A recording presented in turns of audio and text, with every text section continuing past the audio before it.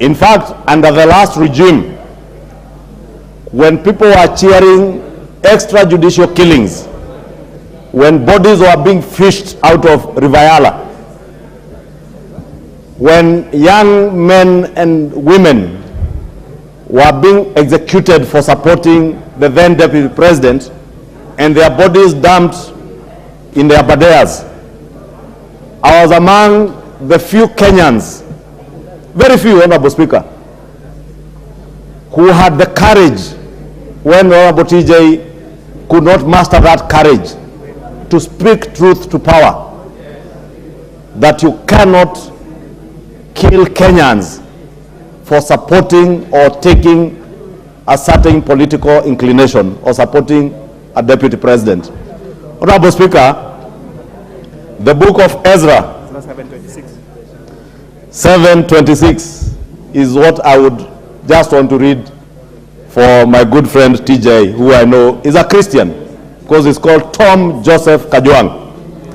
Therefore, Honorable Tom Joseph Kajwang, the book of Ezra 26, Ezra 7:26, says that whoever does not obey the law of your God and the law of the king must surely be punished by death, banishment, confiscation of property, or imprisonment.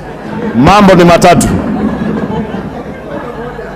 Honorable Speaker, the holy book in the book of Ezra speaks about banishment for those who do not obey the law. If you engage in corruption, you must be banished. Majority Leader, Honorable Kajwang, what is out of order? Now, Madam Speaker, the debate is getting lively, but the Majority Leader is really getting it rough. Because first of all, now he's postulating that the laws of this country are being led by Torah, and he is now giving a Christian background to demonstrate that extrajudicial killing and the rule of kingship, that perhaps is even right, that the regime in which we are under is a kingdom led by the kings, and if you dare face the king, then you are banished or you die. Is that the position that the Majority Leader is espousing? Majority, Honorable Sunguli, what is out of order? What is out of order, Madam Speaker, is that the Honorable Ichungwa, the Leader of Majority, needs to explain to us, maybe, because he's quite knowledgeable, of how the third option of going to heaven can be exercised without death. And also, Madam Speaker, to explain to us how Ezra, written 5,000 years ago, applies in a situation where democracy is now reigning. Because during the days of Ezra, there was only one person, that was God, and the other person was the king.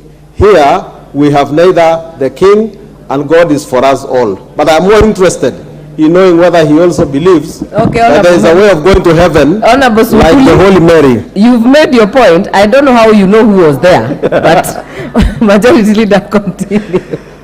Honorable Speaker, you know, now the Honorable Sunguli is inviting me into a class of theology.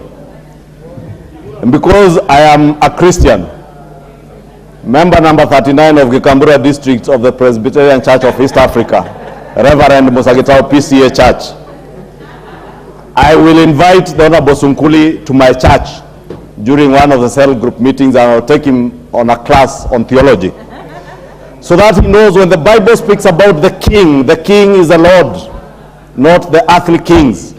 And that also answers Honorable TJ.